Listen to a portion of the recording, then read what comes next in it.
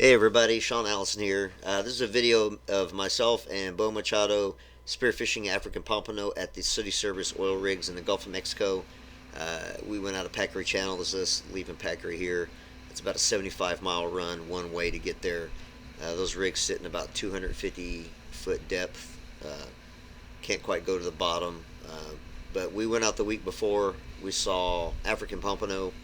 We did not get a shot. They would not let us get close enough to get a shot. So we're headed back out to try to either get one of those African Pompano or get one of the an amberjack before the amberjack season closes.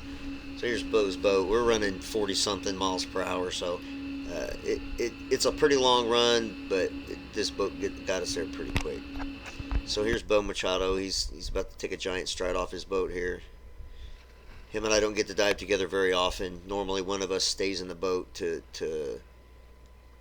manage the boat while the other one dives, and we just kind of go back and forth like that. But this is one of the few times we actually got to dive together. Can't quite see the rig yet here. The boat's kind of in the way, and I'm in the shadow of the boat.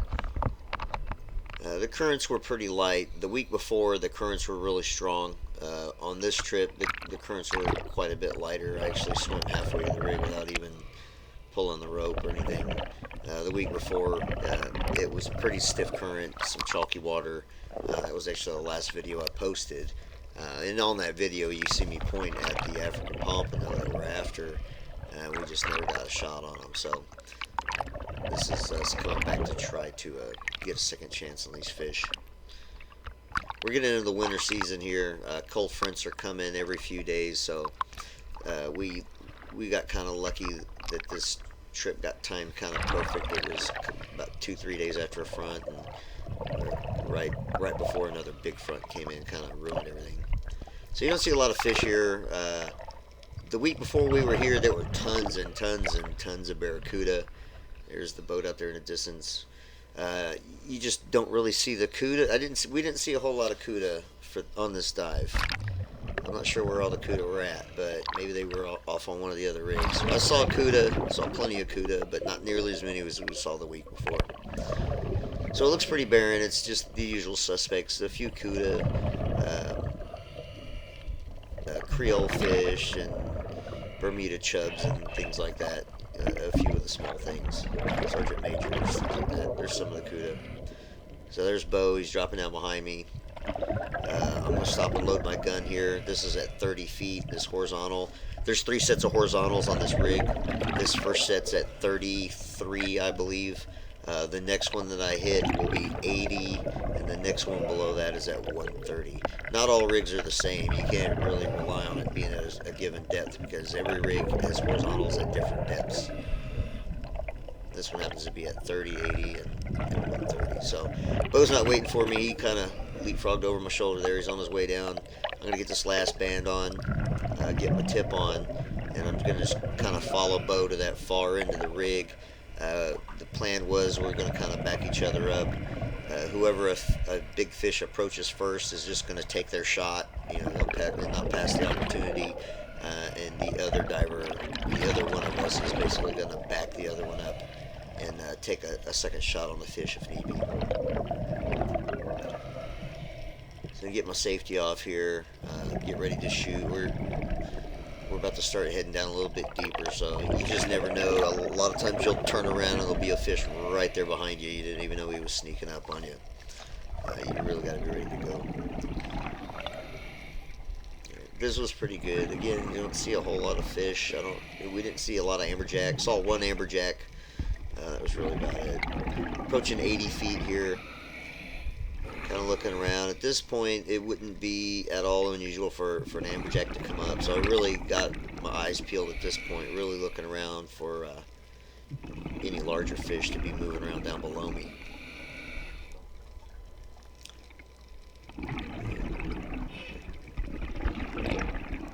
Kind of come down to this angle pipe here. I'm just below 80. I'm probably about 90 feet here. And I kind of just paused for a minute, kind of surveying, looking around. Bunch of horseye jacks there, up there at 80. I'm just kind of pausing for a minute before I head down any deeper to see if I can see any movement down there. So I didn't really see anything, so I'm going to head on down to this big juncture of pipe here. Right now I'm crossing 100 feet, so I'm getting a little bit deeper than 100. I'm definitely in the zone at this point. Air consumption's way up at this point. I'm taking a lot more air with every breath, and the deeper I get, the less bottom time I'm allowed to have. So generally, when you get down here and you're looking for these big fish, you want to spot them as soon as possible and shoot them as soon as possible and try to take them up shallower. You don't really want to get halfway through your air and then take a shot on a big fish. Alright, so from here I can kind of see the African Pompano on the outside of the rig. I'm looking at Bo up there. He's kind of drifting down slow. I don't know that he sees them. There, he looked at me, so now I'm telling him to look out there. He sees them. The African Pompano are moving away from me toward that far corner where I'm pointing. So Bo's going to turn right, and he's going to head over toward that corner to try to head them off. There's several of them out there. There's at least 3 or 4 African Pompano out there. So he's headed toward that corner now, but they kind of doubled back. But they're holding their distance from the rig. They're being really skittish, just like they were the week before. They're not really wanting to approach us anywhere close enough to get a shot. They're out there in open water. I'm sitting here at 130 feet. I'm very reluctant to swim to the outside of the rig and shoot one of these fish and have to fight him outside the rig where I can't grab hold of anything. But I'm going to do it anyway. So I swim out right here. Immediately, they turned and swam out even further. So I just kind of stopped. I didn't try to keep pursuing them outside the rig. Come on back around to the backside, and I'm trying to hide behind the rig at this point, hoping I didn't spook them too bad. And I got my fingers crossed that they're gonna, come in and take a look at us. They didn't do it last week. Honestly, at this point, I'm kind of thinking we're just gonna run out of time. So I'm checking behind me here. Kobe and stuff will sneak up on you. Look behind me, turn back around, and boom, there's a yellow jack right in front of me. I would have flat out shot that fish had I seen him sooner. Really good eating. Kind of missed that opportunity though. Saw him too late. Alright, so that first dive, we didn't shoot anything. So this is our second dive. We're headed down. I see the African Pompano in the rig, and I'm trying to get Bo's attention. He doesn't see me, so I'm not going to pass the opportunity. I go ahead and I take my shot while I've got it. So I've seen Bo's footage. At this point, he's watching what's going on. He's aware that I've shot a fish. Of course, that fish, he's got some pretty good pull on him. He's got a lot of surface area on his body. He pulled me right down to that rig, no problem. That's part of the reason I like having that rig there, is I can stop my descent and kind of use the rig as leverage to fight the fish up. So I don't want to leave him out there in a long tether. The one barracuda already swam up, kind of took a look at him. I don't want any sharks or anything to come and get tempted, so I need to get my hands on this fish and get him killed real quick and dispatch him. But it gets trickier. The shorter that leash gets, the more violent the fish swimming around is. Like here, he's swimming circles over my head, and the shorter that gets, he ends up running into you, and he gets a little bit harder to hold on to. So I'm kind of working my way down to him. He's not done fighting yet. Bam! He just hit me in the face and knocked my mask up onto my forehead, completely off my face. Had to fix it, and he's still thrashing around. He hit my mask a second time, so at this point I'm just going to kind of try to swim over and go up the vertical, get up shallower to deal with the fish. But my hero, Bo, he steps right in and bear hugs his fish. It's perfect. I take out my knife, dispatch him so he doesn't fight us. Right, at this point, we need to take the fish shallower and deal with the fish shallower. We're sitting down here sucking a lot of air up really deep, so we're going to ascend. We get up to the horizontals at 80 feet, and I'm going to go ahead and string my fish up. That way I can free Bo up. The funny thing about this fish is he looks like Groucho Marx. Look, he's got big, thick eyebrows. I find that kind of comical. Anyway, so I got to shoot my fish. Again, this is a bucket list fish for me. I've never shot one of these. I've never eaten one of these.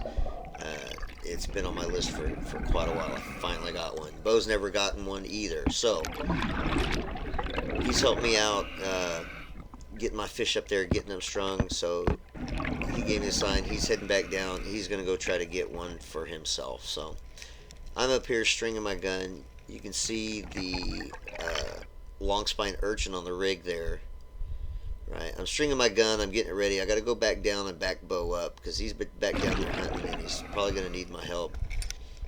Right, so I'm getting kind of complacent here. I'm not really paying attention to a whole lot. Just kind of getting the cable put on the gun. And next thing you know, I get it strung up, I get the safety on, and wouldn't you know, I grabbed that long spine urchin and took a bunch of those spines right in the palm. And they go in and the tips all break off. They're all in my hand still. I spent the rest of this dive in excruciating pain in my left hand. It was pretty miserable. So anyway, I'm headed back down now. I'm looking for Bo, looking for his bubbles. So I see him down there. He looks like he's breathing pretty rapidly. There's a lot of short puffs of air, like he's breathing rapidly. I can't quite tell what's going on yet, though. He's still off in the distance. He's moving pretty fast, though, so he looks like he might be chasing a fish. And then clearly he just shot one. So I'm going to go ahead and head down now, and the fish is kind of dragging him around. He didn't get a kill shot on it. And I know that he's already close to deco, so whenever I safely can, I'm going to get a shot into this fish so that we can manhandle this fish and get him up shallower. At this point, we're both just about completely out of bottom time, and we're also both starting to get kind of low on air, and we're still down at 130 feet here, so same deal. He gets a hold of this fish and kind of bear hugs it. The problem, though, is his gun is down there and it got wrapped around the rig. So now he's got a hold of the fish and the shaft's through the fish, but his gun is down and wrapped around that horizontal. So I have the fish. I have my gun with the shaft through him. The fish isn't going anywhere. So at this point, Bo's got to swim back down and untangle his gun from the rig so that we can take this fish and start heading toward the surface with him here. So I'm going to bring the fish to me.